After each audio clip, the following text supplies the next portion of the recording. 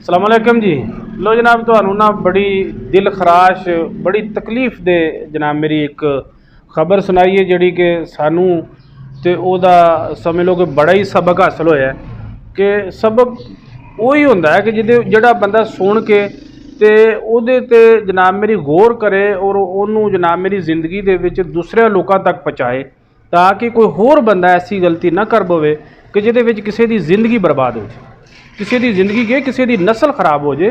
क्योंकि एक शख्स नाले मुंसलिक नहीं होंदा, ये कई फिर जिंदगी अगू तबाह हो जांदियां ने और एक रिवाज बन जाता कि खारियां दे कोले एक पिंड ज़रा ना की मुताद है इस वास्ते कि बई असी किसी का दिल आज़ारी नहीं करना चाहते कि उस बीबी नूं जनाब मेरी ओदा घर वाला जिहड़ा इटली त्रै भरा ने जिन्हां विचों एक घर है तो दो जिहड़े ने वो इटली माशाअल्लाह जनाब मेरी बड़े वैल सैटल ने तो उन्होंने जनाब मेरी मामलात इस तरह के ने कि वो जो घर भरा रहिंदा सी उहदे जुम्मे सारियां ड्यूटियां सन कि घर के सारे मामलात तू हल करने ने, वो तेरा खर्चा खाना पीना घर के जिन्ने मामलात ने लोगों नाल वर्तन सारा तेरा काम है जनाब मेरी कि सानू जनाब मेरी दसन की जरूरत नहीं है।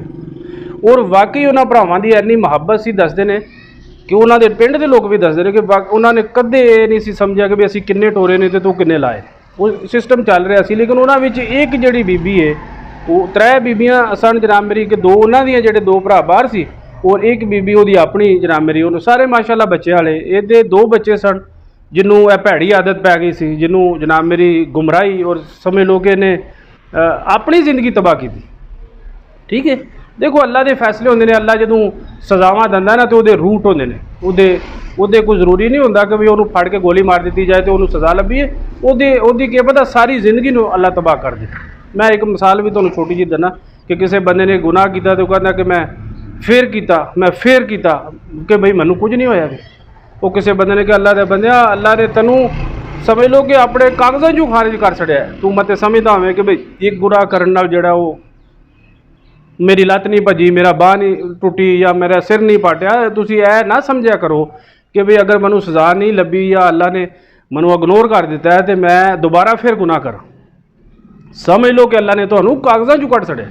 एफो जे बंदे दी यह भी होंदी है। तो खैर जिहड़े असल मौजू सी कि उस बीबी ने जनाब मेरी रोज़ाना उहदियां कंप्लेनां उहदे जनाब मेरी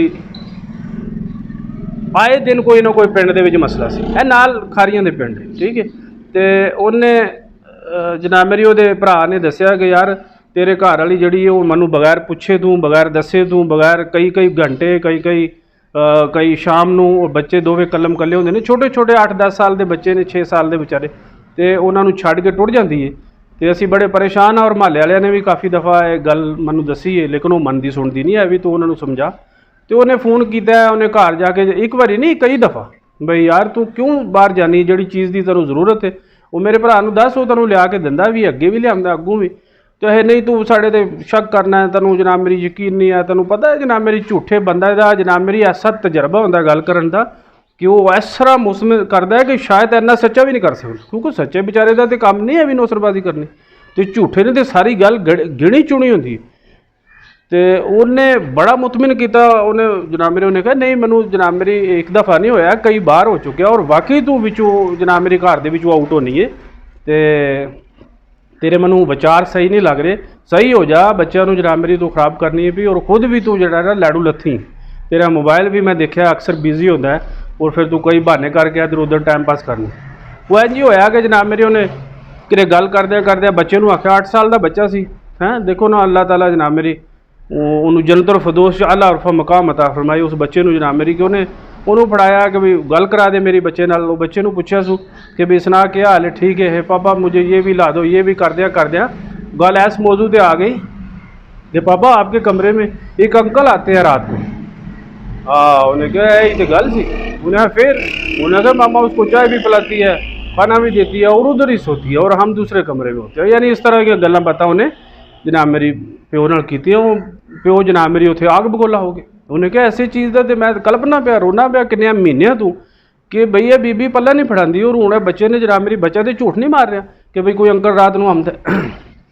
खैर उन्हें जनाब मेरी बीबी को धमकी दी थी, वही जनाब मेरी तेनों तलाक दे देंगे, ये कर देंगे वो कर देंगे। और उस बीबी ने कम बख्त ने बदबख्त ने अल्लाह ताला जनाब मेरी उन्होंने इबरतनाक सजा दी। ਉਹਨੇ ਜਨਾਬ ਮੇਰੀ ਉਹਨਾਂ ਦੋ ਬੱਚਿਆਂ ਨੂੰ ਤੇਜ਼ਾਬ ਪਿਲਾ ਦਿੱਤਾ ਬਾਥਰੂਮ 'ਚੋਂ ਲਿਆ ਕੇ, ਉਹ ਆਪਣੇ ਹੀ ਦੋ ਬੱਚੇ ਉਹਨਾਂ ਨੂੰ ਦੋਵਾਂ ਨੂੰ ਤੇਜ਼ਾਬ ਪਿਲਾ ਦਿੱਤਾ ਕਿ ਮੈਂ ਤੇ ਤੇਰੇ ਮੁੰਡਿਆਂ ਨੂੰ ਪਿਲਾਨੀ ਆ ਵੀ, ਠੀਕ ਹੈ। ਉਹ ਪਿਲਾ ਦਿੱਤਾ ਔਰ ਉਸ ਤੋਂ ਬਾਅਦ ਲਈ ਵਾਹ ਵੇਲੇ ਔਰ ਇੱਧਰ ਮੁਹੱਲੇ ਦੇ ਬੰਦੇ ਇਕੱਠੇ ਕਰ, ਉਹ ਫਿਰ ਉਹਦੇ ਭਰਾ ਨੂੰ ਜਨਾਬ ਮੇਰੀ ਪਤਾ ਲੱਗਾ, ਉਹ ਨੱਸਿਆ ਆਇਆ, ਉਹਨੇ ਜਨਾਬ ਮੇਰੀ ਦੇਖਿਆ ਮੁੰਡਿਆਂ ਦੇ ਬੱਚਿਆਂ ਦੇ ਜਨਾਬ ਮੇਰੀ ਮੂੰਹ 'ਚੋਂ ਝੱਗ ਨਿਕਲਦੀ ਹੈ ਵੀ। ਉਹ ਫਿਰ ਉਹਨੇ 15 ਤੇ ਕਾਲ ਕੀਤੀ, ਉਹ ਪੁਲਿਸ ਵੀ ਆ ਗਈ, ਐਂਬੂਲੈਂਸ ਵੀ ਆ ਗਈ। ਖਾਰੀਆਂ ਲਿਆਵਣ ਤੱਕ ਤੁਹਾਨੂੰ ਸ਼ਾਰਟਕਟ ਦੱਸਾਂ ਕਿ ਬੱਚੇ ਦੋਏ ਡੈਥ ਹੋ ਗਏ। ਹੁਣ ਇਸ ਔਰਤ ਦਾ ਤੁਸੀਂ ਇਲਾਜ ਦੱਸੋ, ਤੁਸੀਂ ਦੱਸੋ ਕਿ ਬਈ ਐਸੀ ਔਰਤ ਨੂੰ ਜਨਾਬ ਮੇਰੀ ਕਿਸ ਤਰ੍ਹਾਂ ਮਾਫੀ ਦੇ ਔਰ ਕਿਸ ਤਰ੍ਹਾਂ ਜਨਾਬ ਮੇਰੀ ਇਹਨਾਂ ਲੋਕਾਂ ਦਾ ਕੱਲ੍ਹ ਨੂੰ, ਲੇਕਿਨ ਇਹ ਮੁੜਦੇ ਨਹੀਂ ਹਨ, ਬਾਅਦ ਨਹੀਂ ਆਉਂਦੇ। ਔਰ ਫਿਰ ਕਿਸੇ ਬੰਦੇ ਨੂੰ ਇਹ ਗੱਲ ਦੱਸੋ ਤੇ ਕਹਿੰਦੇ ਉਹ ਤੇ ਉਹਦਾ ਮਸਲਾ ਸੀ, ਹਾਲਾਂਕਿ ਇਹਨਾਂ ਸਾਰੀਆਂ ਵਿੱਚ ਬਿਮਾਰੀਆਂ ਹੁੰਦੀਆਂ ਨੇ, ਲੇਕਿਨ ਅੱਲਾਹ ਤਾਲਾ ਕਵਰ ਕਰਦਾ ਹੈ ਕਿ ਵੀ ਚਲੋ ਮਤਲਬ ਸੁਧਰ ਜਾਣ। ਲੇਕਿਨ ਜਿਹੜੀਆਂ ਜਨਾਬ ਮੇਰੀ ਨਸਲ ਦਰ ਨਸਲ ਹੋਣ, ਇਹਨਾਂ ਨੇ ਕਿੱਥੇ ਸੁਧਰਨਾ, ਠੀਕ ਹੈ। ਉਹਨੇ ਦੋਏ ਬੱਚੇ ਵੀ ਮਾਰ ਛੜੇ ਔਰ ਜਨਾਬ ਮੇਰੀ ਆਪਣੀ ਵੀ ਤਬਾਹੀ ਕਰ ਲਈ। ਹੁਣ ਉਹਨੂੰ ਜਨਾਬ ਮੇਰੀ ਸੀਨੇ ਨਾਲ ਕੌਣ ਲਾ ਕੇ ਰੱਖੇਗਾ, ਜਿਹੜੀ ਉਹ ਆਪਣੇ ਜਿਗਰ ਦੇ ਟੁਕੜਿਆਂ ਦੀ ਨਹੀਂ ਹੋ ਸਕੀ, ਉਹ ਸਮਝ ਲਓ ਕਿਸੇ ਦੀ ਨਹੀਂ ਹੋ ਸਕੀ। ਉਹ ਫਿਰ ਜਨਾਬ ਮੇਰੀ ਸਾਰਾ ਘਰ ਹੀ ਬਰਬਾਦ ਹੋ ਗਿਆ, ਠੀਕ ਹੈ। ਤੇ ਲਿਹਾਜ਼ਾ ਜਿਹੜੇ ਪਰਦੇਸ 'ਚ ਬੰਦੇ ਰਹਿ ਰਹੇ ਨੇ, ਖੁਦਾਰਾ ਇਹਨਾਂ ਨੂੰ ਜਨਾਬ ਮੇਰੀ ਸਾਡੀ ਰਿਕੁਐਸਟ ਹੈ ਵੀ ਇਹ ਮੁਸਲਸਲ ਰਾਬਤੇ ਵਿੱਚ ਕੀ ਕਿ ਬਈ ਇਹਨਾਂ ਨੂੰ ਇੱਕ ਟਾਈਮ ਹੁੰਦਾ ਹੈ ਔਰ ਕਿੱਥੇ ਕੋਠੀਆਂ ਬੰਗਲੇ ਕਾਰਾਂ ਇਹ ਉਹ ਜਨਾਬ ਮੇਰੀ ਆਪਣੇ ਘਰ ਚੱਕਰ ਲਾਇਆ ਕਰੋ, ਆਪਣੇ ਘਰ ਦਾ ਕੰਟਰੋਲ ਹੋ ਰਿਹਾ। ਕਾਗਜ਼ ਪੱਤਰ ਦੇ ਚੱਕਰ 'ਚ 5-5 8-8 ਸਾਲ ਜਨਾਬ ਮੇਰੀ ਯੂਰਪਾਂ ਦੀ ਸਜ਼ਾ ਕੱਟਦੇ ਹੋ ਪਏ ਔਰ ਕੁੱਲੀ ਦਾ ਕੱਖ ਨਹੀਂ ਛੱਡਦੇ, ਆਪਣੇ ਆਪ ਦਾ ਕੱਖ ਨਹੀਂ ਛੱਡਦੇ, ਨਸਲਾਂ ਖਰਾਬ ਕਰ ਛੱਡਦੇ ਹੋ। ਬੱਚੇ ਵੀ ਖਤਮ ਹੋ ਗਏ, ਘਰ ਵੀ ਗਏ, ਇੱਥੇ ਰਹਿ ਜਾਣਾ ਸਭ ਕੁਝ। ਥੋੜੇ ਕਮਾ ਲਓ, ਘਰ ਆਵੋ ਔਰ ਆਪਣੇ ਸਿਸਟਮ ਨੂੰ ਬਾਹਰ ਰੱਖੋ, ਠੀਕ ਹੈ। ਇਹ ਮਤ ਸਮਝੋ ਕਿ ਜਨਾਬ ਮੇਰੀ ਇਤਮਾਦ ਵਾਲਾ ਦੁਨੀਆ ਖਤਮ ਹੋ ਗਈ। ਅੱਲਾਹ ਤਾਲਾ ਹਦਾਇਤ ਦੇ ਤੇ ਫਿਰ ਇੱਥੇ ਵੀ ਹੋ ਜਾਂਦਾ, ਉਹ ਜਿੰਨਾ ਲਿਖਿਆ ਸੀ ਉਹ ਲੱਭਣੇ ਅੱਲਾਹ ਦੇ ਵੱਲ।